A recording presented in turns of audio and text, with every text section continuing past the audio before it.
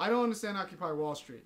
From what I know about it, it's basically people complaining about the top, top 1% getting, all the spoils.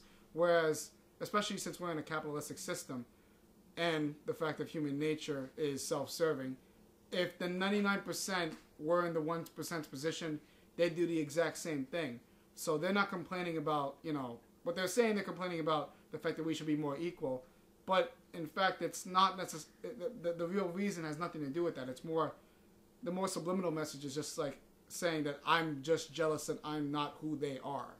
I really disagree with that, only because mostly of all the occupiers down at Occupy Wall Street have been there since day one, trying to push more than just jealousy. If in fact jealousy is not even nearly what it is at all.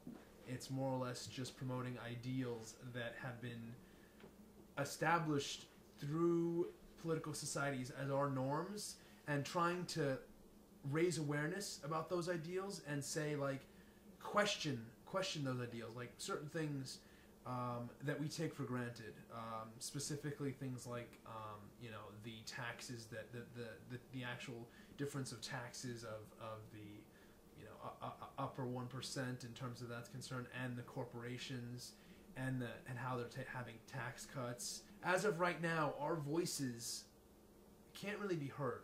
There shouldn't be a limit to how we are able to question our government. We, the people, as the Constitution states, should be represented.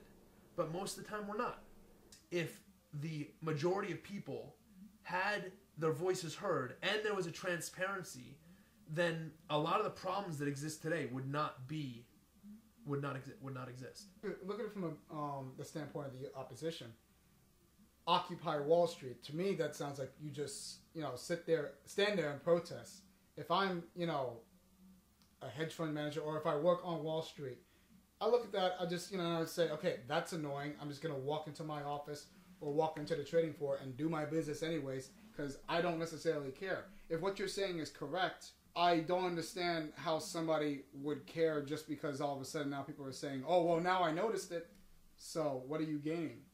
Well, in all reality, the term Occupy Wall Street in itself is more or less just a hook phrase of the movement.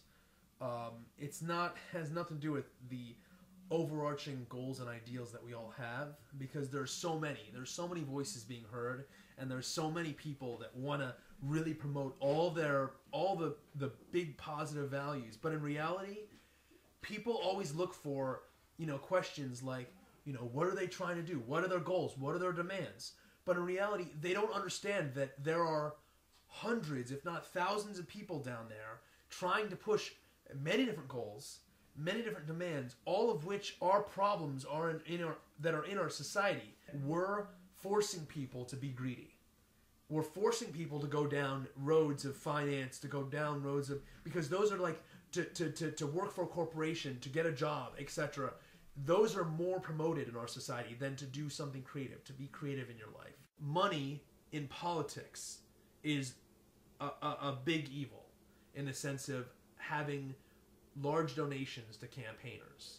That's basically the root of all the problems and evils that we want to combat. If we can get money out of politics, then things would be we believe that things would be a lot better. Everyone's quality of life would be a lot better. I mean, bottom line for me, my opinion hasn't changed that much. I think that, again, society is fueled by corruption, and to get rid of corruption is to get rid of human nature. So, when you say that there's something about, there's something wrong, there's something wrong that's going on in our political system or with corporation, it's not necessarily a necessary evil.